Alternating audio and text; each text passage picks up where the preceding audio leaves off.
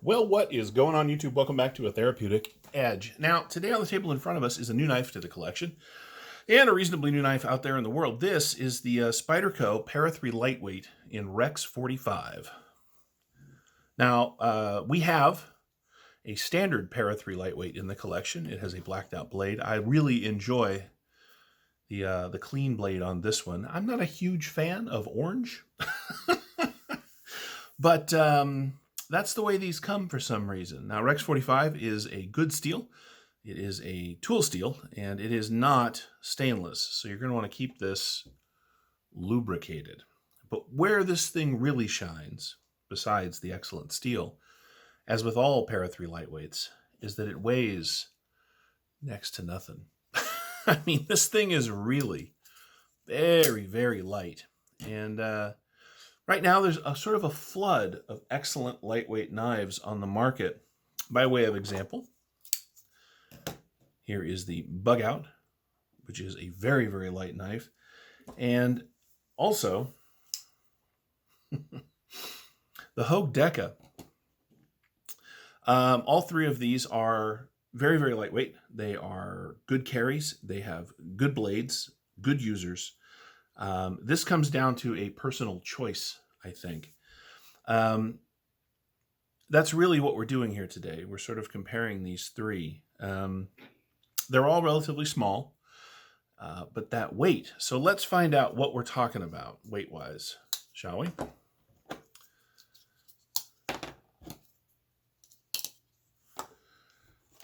Let's do this. All right. So the Para 3 lightweight in Rex 45, again, that orange is something,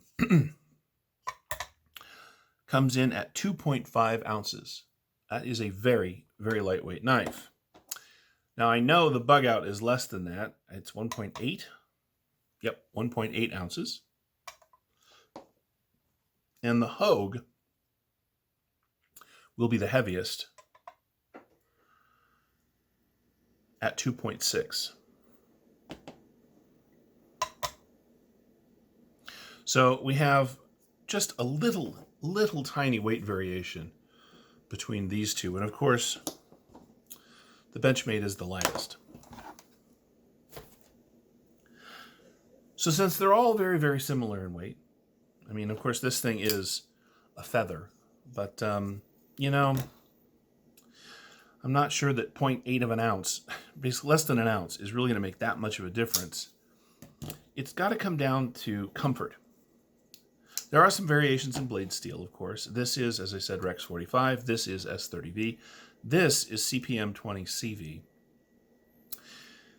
So which one is more comfortable for you? Because they're all about the same price. This is $145. This is $140, $150. This is $150, $145. They're all spitting distance of each other in price, too.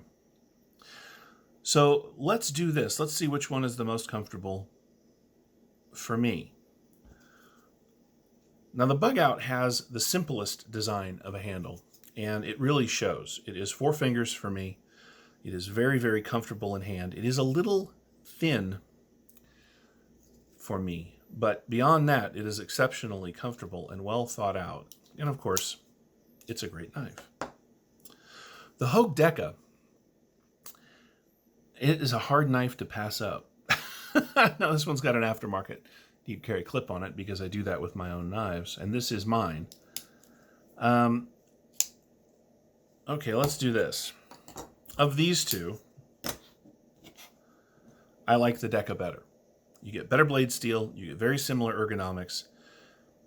As far as I'm concerned, the extra less than an ounce, the Hogue Deka wins in this particular battle. But what about these two? That's a little tougher. You see, I love this knife, but this, I get it.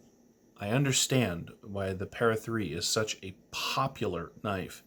It is really comfortable. Now, you have to use, at least I have to use this forward choil. Just the handle alone is close, but just a little short for me. But coming up, which is how you're supposed to hold this thing anyway, it is really, really very nice. This has a, the Spyderco has a slicier blade. It just does. It comes down to a very thin edge. It's got a nice tall blade. It is excellent for push and draw cuts. The Hogue also is very sharp, but because it's a little shorter, it's very thin stock, but because it's a little shorter, it's a little thicker back here behind the edge. But of course, because this is CPM 20CV and your standard Para 3 is going to be in CTS BD1N, the lightweight anyway, this is a superior knife again. But in this layout, with the Rex 45 steel, which has got marvelous edge retention, it's a lot closer. To me, you know, in the end, I'm going to stick and say that for the money, I would probably get another one of the Hogue Dekas. To me, it's just a little more comfortable, and I love the action on their Able lock. I really do. The Spyderco is an excellent knife. I will not argue that point. In fact, Spydercos in general are excellent knives. This, of course, is their compression lock. This one's a little stiff because it's brand new. It is fun to actuate and good to use, but it isn't really my knife in the same way that the Deka is. But in the end, this is a personal preference thing. Since all of these are the same price, it's going to come down to which one you want more. And I can't answer that question. I wouldn't. For me, this is the winner of this particular competition. But let's do some more comparisons to find out why. On the Spyderco, you get 1, 2.5 inches of cutting, right? On a 1, 2, 3, 4, 5, 6, 7, and an 1/8 inch, 7 1/4 inch knife. On the Hogue, you get 1, 2, 3 inches of cutting on 1, 2, 3, 4, 5, 6, 7.5 inches of knife. So for my hands, this little extra bit back here makes all the difference. And you get more blade. Some people don't care. This is an excellent choice. It's very, very thin through the handle, coming in at less than 1/2 inch, which is very nice. The pocket clip is that excellent Spyderco wire clip. I love these. I really do.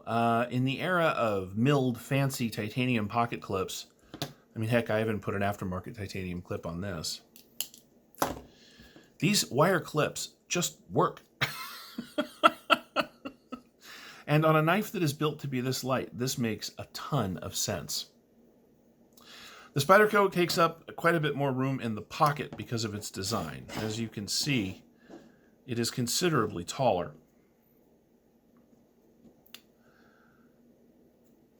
In the end, again, this is going to be about personal choice. But here's the thing. Just because I like this better than this, or this, doesn't mean I wouldn't recommend these knives. I would. This is a fantastic pocket knife. No question. And the Spyderco, either in this Rex 45 format or in the CTS BD1 format, is an excellent EDC knife. It's just not ideal for me, and that's okay. If you're looking for a lightweight Spyderco with an interesting blade steel, and these do come around. They are just sprint runs, unfortunately, which means they are kind of hard to come by. But again, the standard CTS BD1N version of this is only about $90, and that is hard to say no to. That is an excellent pocket knife. This is also an excellent pocket knife in just a little bit of a fancier steel. So do I recommend it? Well, yeah. The entire Para 3 series is just an awesome EDC size and excellent knife. The standard Para 3 is great. The lightweights are great.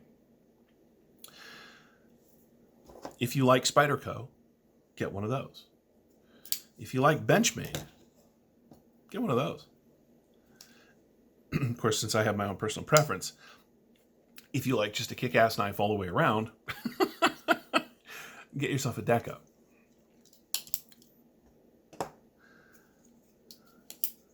These two are direct competitors. And between these two, I have to say, it really is the Deka every single time. While the Benchmade is a really nice knife, the Hogue is, for my hand, just superior. It may not be for your hand, but for mine, it's the Deka. But if you don't like either one of those, this is an excellent choice. So in the end, is there a clear winner? Well, no, not really. I think that when personal taste is involved, and at this exact almost matching price range, similar materials, I think it's really going to come down to what you like. But that's okay. It should be that way. For me. That's very new. It's going to be the Deka. It just is. Women Carry Knives got a proto of this last year at Blade Show in Atlanta. And I knew from the minute that I picked that thing up that they had done something special here. Now, it took them a while to bring these to market. And when they did, they had made some changes. That proto she's got is a little different than these. But what they've done here is create just a masterful pocket knife. It is right-sized. It is lightweight. It has an excellent blade and an excellent blade steel. Their able lock is awesome. It does not fail. It has great action.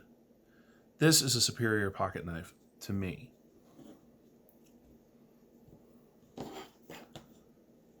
But the best part is that doesn't matter. If you like one of these other better, and you're looking for a lightweight, $150 range pocket knife, these are totally great options for you. Thank you so much for watching. This has been a little bit of a comparison between the new Rex 45 Spyderco Lightweight, the Hogue Deka, and the Benchmade Bugout. Have a great day, guys. I hope this has been at least informative or at least a little bit of fun. I'll see you next time.